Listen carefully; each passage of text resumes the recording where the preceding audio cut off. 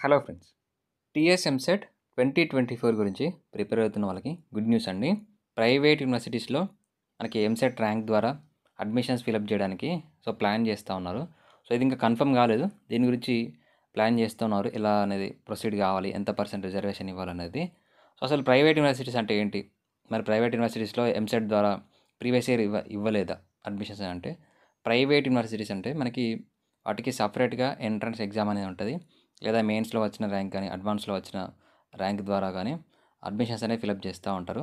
ఒక్కొక్క యూనివర్సిటీస్‌ని బట్టి మనకి సెపరేట్‌గా అలాగే వాటికి ఎంట్రన్స్ ఎగ్జామ్స్ అనేవి ఉంటాయి. ఆ ఎంట్రన్స్ ఎగ్జామ్‌లో వచ్చిన మార్క్స్ ద్వారా, అలాగే వాటిలో వచ్చిన మెరిట్ ద్వారా అడ్మిషన్స్ అనేవి జరుగుతాయి.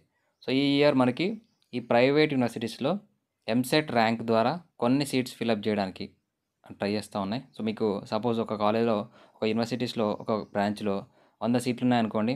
ఆ 100 సీట్‌లో 70 సీట్స్ అనేది ఆ ప్రైవేట్ యూనివర్సిటీస్‌కి సంబంధించిన ఎంట్రన్స్ ఎగ్జామ్ ద్వారా ఫిలప్ చేస్తే, మిగతా 30 సీట్స్ లేదా 20 సీట్స్ లేదా 15 సీట్స్ ఈ ఎంసెట్ ర్యాంక్ ద్వారా ఫిలప్ చేయడానికి అవకాశం ఉంది.